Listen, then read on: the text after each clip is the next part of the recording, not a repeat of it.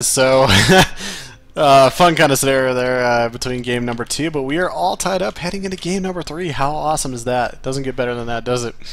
Starting over here at the top left side of merry-go-round, we do have AxAlicia. Got a really nice game number 1 off of his opponent, but slipped up a little bit in game number 2. We'll see though. 3-player map could be the deciding factor here against his opponent. Representing NRS, we have NightEnD.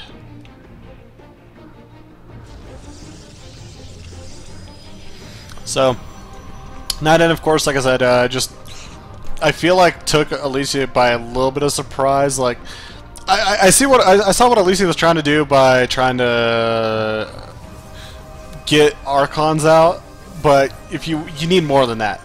You need more than that, and you can't have them bunched up behind your Nexus as it gets burst down. You're gonna lose that.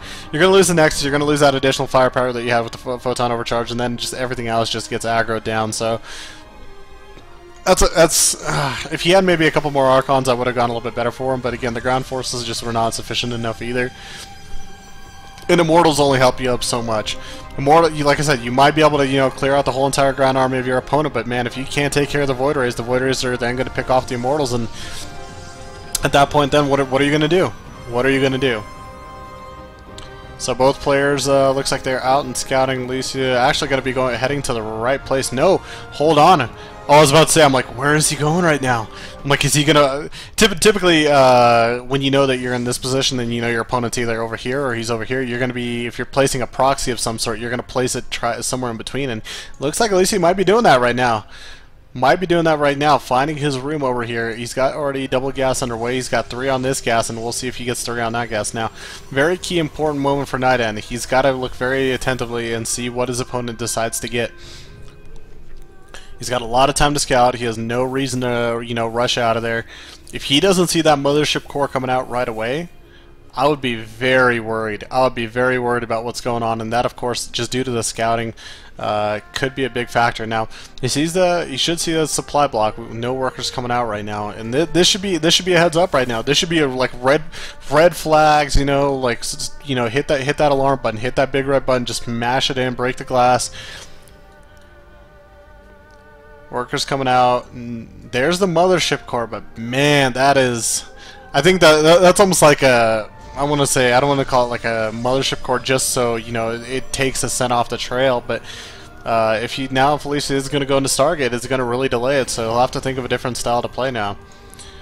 We'll go Stargate. Man, that's risky. That is so damn risky.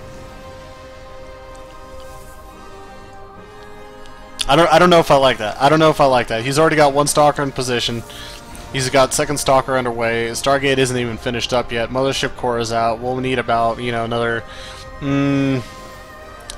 40 seconds. But by the time the Oracle comes out, I think he should almost have enough energy to do a photon overcharge as well, just in case if he ever needed it. But you can see NightEnd's chrono boosting a Stalker out to put in his mineral line. This is specifically to deal with Stargate play. Like I'm telling you, those red flags went up for NightEnd. Like this is exactly, he scouted this out perfectly.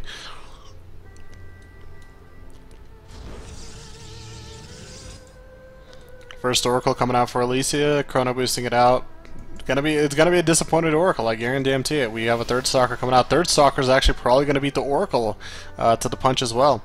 Mothership core watching the RAM very cautiously as well. We take a look again at the energy count right now, up to almost 90. So not in time for a photon overcharge, but doesn't really matter when you got when you have 3 Stalkers right now. 1 worker goes down, 2 workers go down, 3 workers go down. And it takes 4 workers out. That's actually still not too bad. Damn Oracles, man. That's not too bad. That's not too bad. You trade away your Oracle for 4 workers. You know what? You might take that trade. God damn. What the hell is that? Like, you had 3 Stalkers in position. You had 3 Stalkers. Not 1, not 2, not 3. Yeah, he had 3, but man, still able to take out 4 workers. That's hilarious.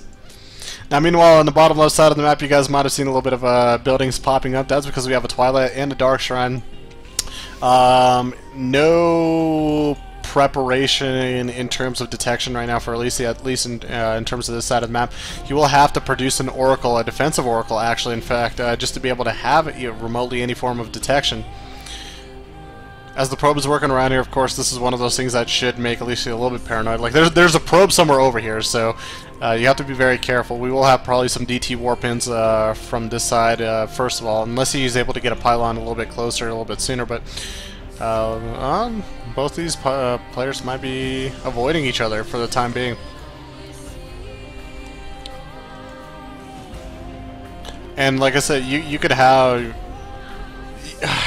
all the damn blink stalkers in the world. If you have no detection, that's basically game over. NightEnD, of course, will probably be in a scenario where he'll either have to cancel his natural or he's going to lose it. He's going to end up losing it because the blink stalker influx is going to be a little bit too much to hold. Photon overcharge is not going to be enough, or not enough sufficient DPS. Now, we'll see how much resources Alicia does save, because as soon as he sees those DTs or feels them out, we should see an Oracle just pop up on that production tab. Blink finishes up. Here comes the DTs. And Oracle? Oracle? Forge. No, I don't agree with that. I do not agree with that. You need an Oracle. You need a mobile detection unit.